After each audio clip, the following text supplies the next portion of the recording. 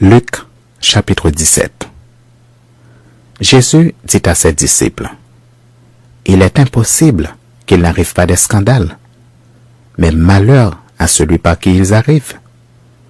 Il vaudrait mieux pour lui qu'on mît à son cou une pierre de moulin et qu'on le jetât dans la mer, que s'il scandalisait un de ses petits. Prenez garde à vous-même. Si ton frère a péché, reprends-le. Et s'il se repent, pardonne-lui. Et s'il a péché contre toi 7 fois dans un jour, et que 7 fois il revienne à toi disant, « Je me repens », tu lui pardonneras.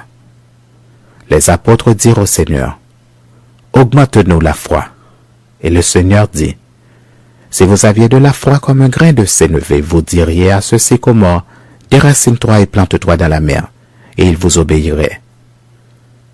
Qui de vous, ayant un serviteur qui laboure ou paie les troupeaux, lui dira, quand il revient des champs, « Approche vite et mets-toi à table » Ne lui dira-t-il pas au contraire, « Prépare-moi à souper, ceins-toi et sers-moi jusqu'à ce que j'aie mangé et bu.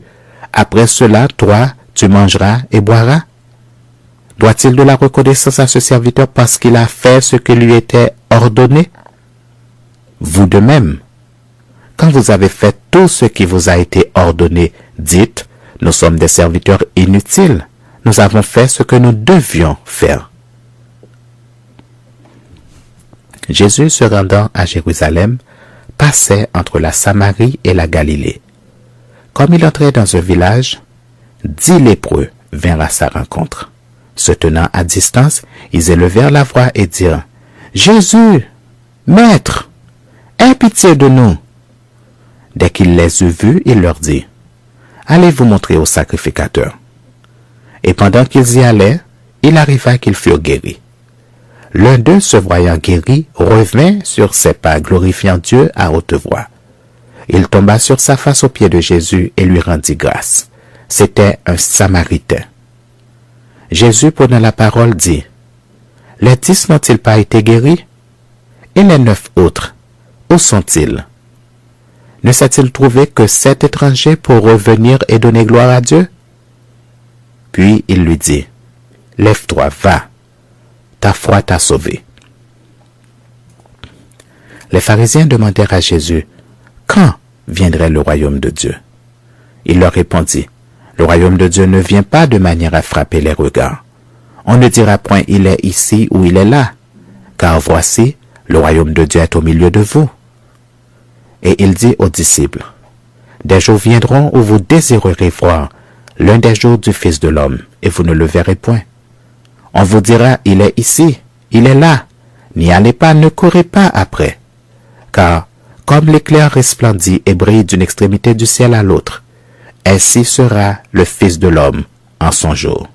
Mais il faut auparavant qu'il souffre beaucoup et qu'il soit rejeté par cette génération. Ce qui arriva du temps de Noé arrivera de même au jour du Fils de l'homme.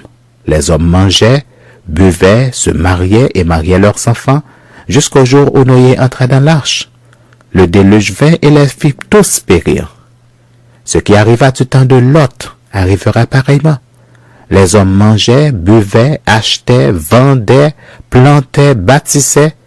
Mais le jour où Lot sortit de Sodome, une pluie de feu et de soufre tomba du ciel et les fit tous périr. Il en sera de même le jour où le Fils de l'homme paraîtra.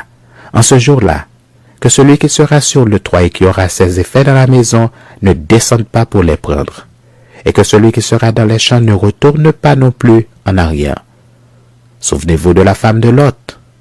Celui qui cherchera à sauver sa vie la perdra, et celui qui la perdra la retrouvera. Je vous le dis, en cette nuit-là, de 2 personnes qui seront dans un même lit, l'une sera prise et l'autre laissée. De 2 femmes qui mourront ensemble, l'une sera prise et l'autre laissée. De 2 hommes qui seront dans un champ, l'un sera pris et l'autre laissé. Les disciples lui dirent, « Où sera-ce, Seigneur? » Et il répondit, « Où sera le corps? Là s'assembleront les aigles. »